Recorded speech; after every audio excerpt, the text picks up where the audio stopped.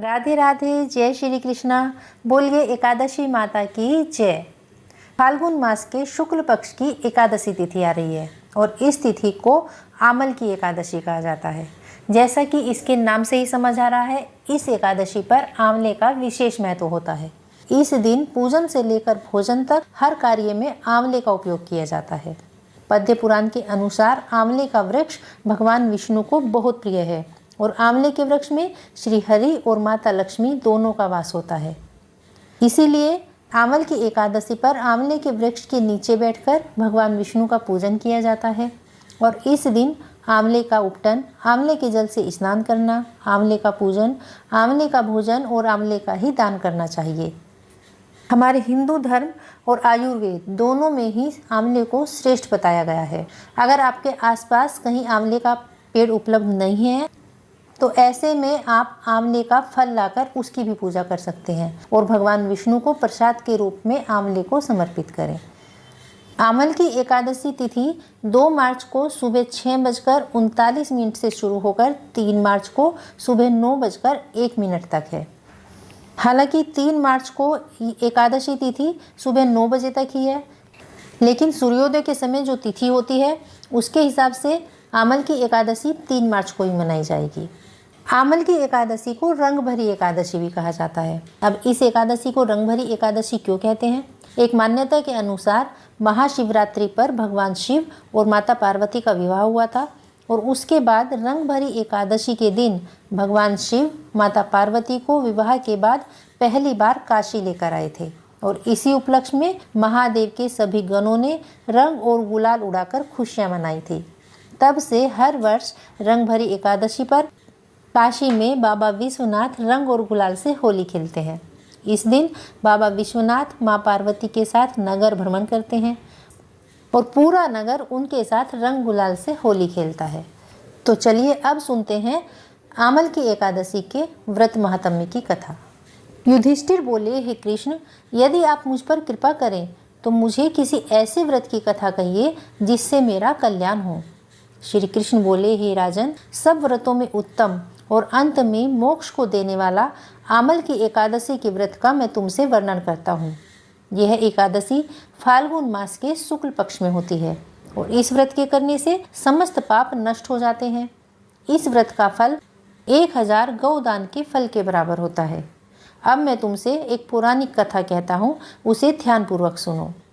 एक वैदिश नाम का एक नगर था जिसमें ब्राह्मण, क्षत्रिय, वैश्य और शूद्र चारों वर्ण के लोग आनंद सहित रहते थे। उस नगर में सदैव वेद ध्वनि गूंजा करती थी। पापी, दुराचारी और नास्तिक उस नगर में कोई नहीं था। उस नगर में चैत्ररथ नाम का एक चंद्रवंशी राजा राज्य करता था। वह अत्यंत विद्वान और बहुत धर्मपरायण था। उस नगर में कोई भी व्यक्ति दरिद्र या कंजूस नहीं था। सभी नगरवासी विष्णु भक्त थे और बच्चे से लेकर वृद्ध तक, स्त्री पुरुष सभी एकादशी का व्रत नियम पूर्वक प्रतिमास किया करते थे। एक समय फाल्गुन मास के शुक्ल पक्ष की आंवल की एकादशी आई। उस दिन राजा, प्रजा, बाल, वृद्ध सब ने हर्षपूर्वक उस व्रत को किया। राजा अपनी प्रजा के साथ मंदिर में जाकर पूर्ण कुंभ स्थापित करके धूप, दीप, नैवेद्य, पंचरत्न आदि से आंवले का पूजन करने लगे और इस प्रकार स्तुति करने लगे। राजा बोला, हे धात्री, तुम ब्रह्म स्वरूप हो। तुम ब्रह्मा जी के द्वारा उत्पन्न हुए हो और समस्त पापों का नाश करने वाले हो। तुमको मेरा नमस्कार है। अब तुम मेरा यह अर्थ स्वीकार करो। तुम श्री रामचंद्र जी द्वारा सम्मानित हो। मैं आपसे प्रार्थना करता हूँ, आप मेरे समस्त पापों का नाश करें। इस प्रकार पूरे यथोचित विधि के अनुसार उस मंदिर में राजा और प्रजा सब ने मिलकर पूजन किया और रात्रि को जागरण भी किया। रात के समय वहाँ एक बहेलिया आया जो अत्यंत पापी और दुराचारी था। वह अपने कुटुंब का पालन जीव हत्या करके किया करता था। भूख और प्यास से अत्यंत व्याकुल वह बहेलिया इस जागरण को देखने के लिए उस मंदिर के एक कोने में बैठ गया और विष्णु भगवान तथा एकादशी महात्म्य की कथा सुनने लगा। इस प्रकार अन्य मनुष्यों की भांति उसने भी वह पूरी रात जागकर बिताई। प्रातःकाल होते ही सब लोग अपने अपने घर चले गए तो वह बहेलिया भी अपने घर चला गया। घर जाकर उसने भोजन किया और कुछ समय बीतने के पश्चात उस बहेलिये की मृत्यु हो गई। किंतु उस आमल की एकादशी के व्रत और जागरण के करने से उसने राजा विदुरथ के घर में जन्म लिया और उसका नाम वसुरथ रखा गया।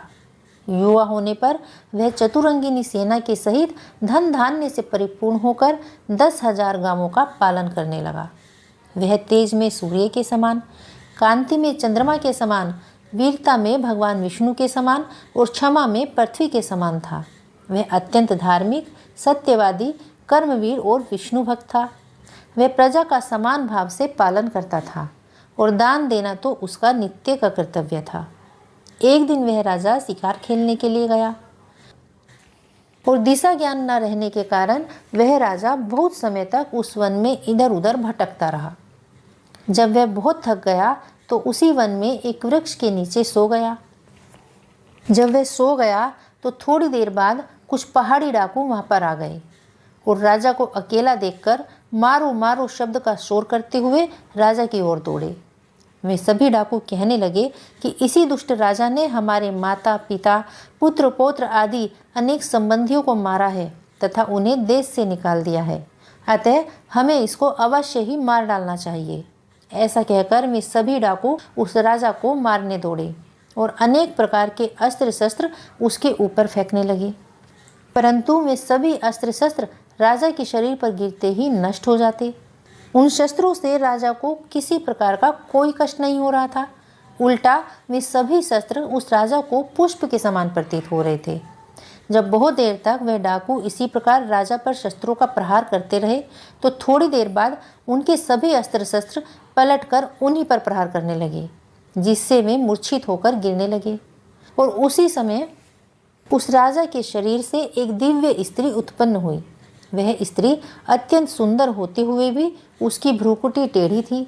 उसकी आंखों से लाल लाल अग्नि निकल रही थी, जिससे वह दूसरे काल के समान प्रतीत हो रही थी। वह स्त्री उन सभी डाकुओं को मारने दौड़ी और थोड़ी ही देर में उसने उन सब डाकुओं को काल के गाल में पहुंचा दिया।